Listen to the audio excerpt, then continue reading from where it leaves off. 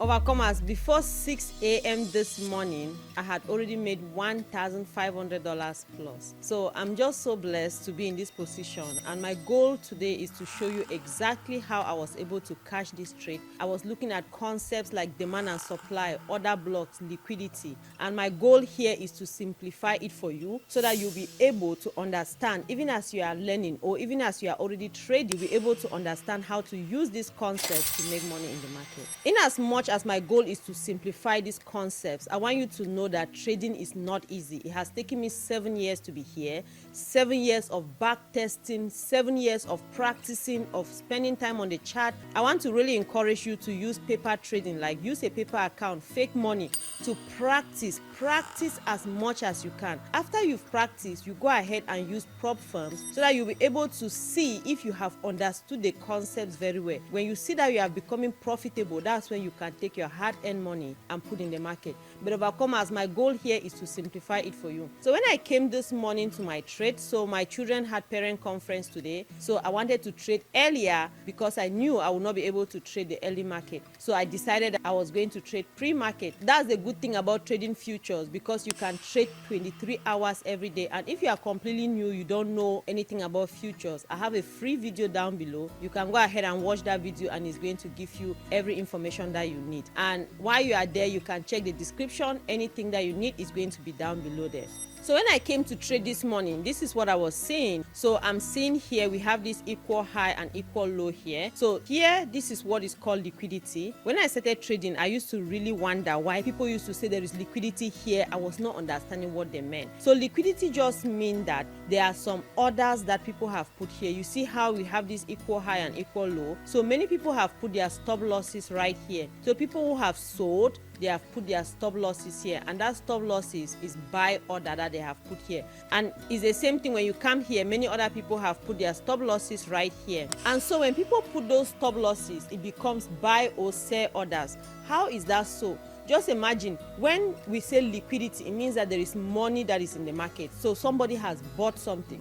So when you put a stop loss, it means that you are putting some money, right? But sometimes we day trader, I didn't used to understand this. So when you put a stop loss, it means that you've added money in the market, and that money now become liquidity. It means that if somebody wants to buy or somebody wants to sell, they go to where that liquidity is. Just think about it. If you want to buy something in the shop, right?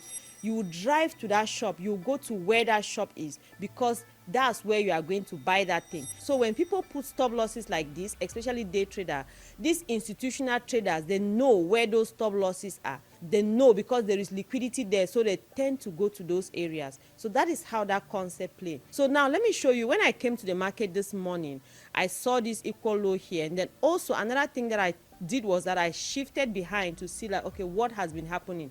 So we see market has been falling, market has been dropping. So in my mind, I'm asking, where is it dropping to? What is going to be the next move, right? So I came here, I looked behind, and I saw that, okay, we had an order block here. So order block just means that a huge institution bought in bulk.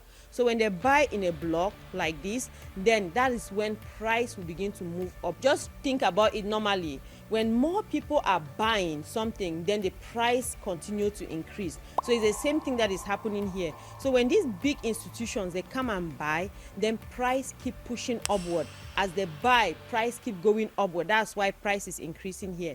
So when they buy like this, if you look here, you will see that we have something here called fair value gap. Fair value gap just means that all the orders were not fulfilled. So there are still some remaining orders here that they have to come back and get. So in order for you to identify fair value gap, you just come here, you look at these three candles right here. There is a gap between this candle and this candle. That is what is called fair value gap. So if you don't understand it, it's just a 3 candle pattern. So what happens is that, let me take this out so you can see. This other candle came and it ended somewhere around here. Look at it, ended here. And then this other candle here came and ended up here. So we don't have any wick in between here where I drew this fair value gap right here, we don't have any wick in between this area, so that is what is called fair value gap. Now let me show you another one where there is no fair value gap. If you look here, look at these other ones, look at this red, it came down right here. There is no fair value gap in between this, there is no gap in between this. Even this candle here, there is no gap. Look at where the price came and ended here, this other one came and ended here, so there is no gap. So hopefully the concept is clear. That is what is called fair value gap. So because of this fair value gap, it means that there are some unfulfilled orders here, so price normally tend to go back. Now remember, I've told you about liquidity, stop losses here, and then there are unfulfilled orders here, so there's a lot. So price normally come back to these areas where we have these unfulfilled orders and where we have all these liquidity, stop losses. That is what happens in the market. So when I came this morning, now I looked at my chart and I realized, oh, we have an order block right here. So what did I do? I went ahead immediately and I drew my order block like this. So when I drew my order block and then I dropped down to lower time frame, so one thing that I want you to know in trading is that there is no certainty, because we are playing our own part as speculators. We are looking and seeing, we are reading the chart, but price will do what it wants, the market will do what it wants, depending on how the big buyers and the big sellers are buying and selling.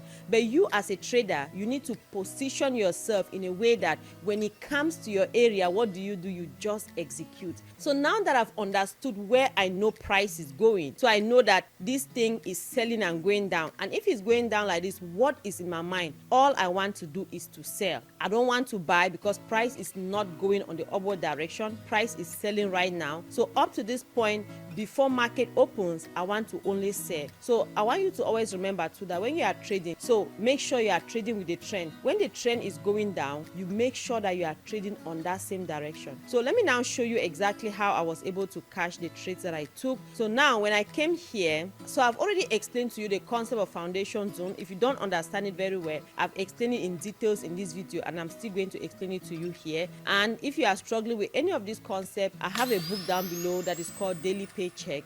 It's well explained in that book too. So let me open this clearly so that you'll be able to see. Now when you are trading, you are on a downward trend, right? So after every range, remember now I've dropped down to the 1 minute time frame. After every range, I always just go to the bottom of the range and I put a line like this. When I put this line, what am I waiting for? I'm waiting to see if price breaks, right? And then it comes and retests here. That's where I'm going to take my trade, and then I go down. That's exactly how you do it.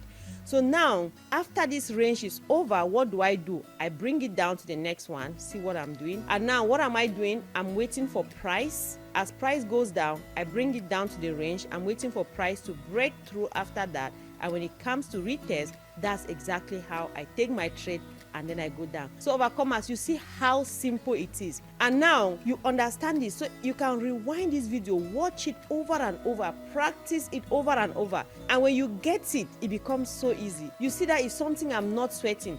If you see how I trade, you've seen my videos, right? You see how I just take it and I sit there and I'm waiting. Now what I'm supposed to do, I just have to execute. I don't have to be struggling to know if it's going to go against me.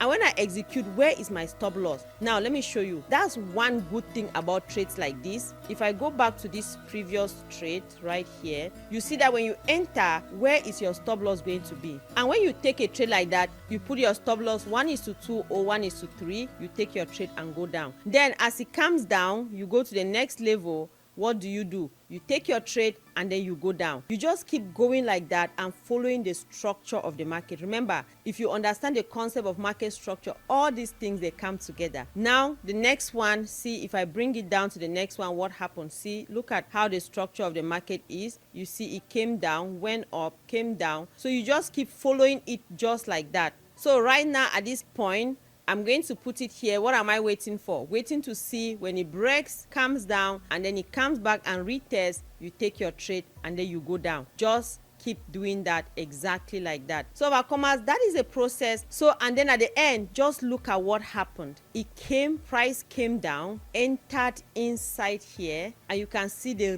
rapid movement up, telling us that immediately as it entered, buyers were happy to take over again. Look at this huge candle that formed, and after this candle was formed, it also formed another fair value gap, telling us that buyers are beginning to take control. So that is how you start to see it. And now if you were going to buy, Now that is how you can buy now and then take the trade and go up, overcomers. So to summarize the concepts that I've looked at here, remember I talked about liquidity, and then I talked about order block, I talked about demand and supply, and then we also looked at market structure, and now I was using the foundation zone to be able to enter my trade. These are concepts that if you understand, overcomers, is going to change your trading. Remember, see how I'm explaining it. It looks so simple, right? Because I've been doing it, I've studied it, I've understood it. So if this is something that you are still struggling with and you need somebody to hold your hand, you need somebody to help you, go ahead and check the description box below. You are going to see any information that you need. So overcomers, I want to encourage you to go to this next video where you are going to understand step by step how to apply the foundation zone in the market and be able to make money. I wish you all the best on your journey. Love you all so much.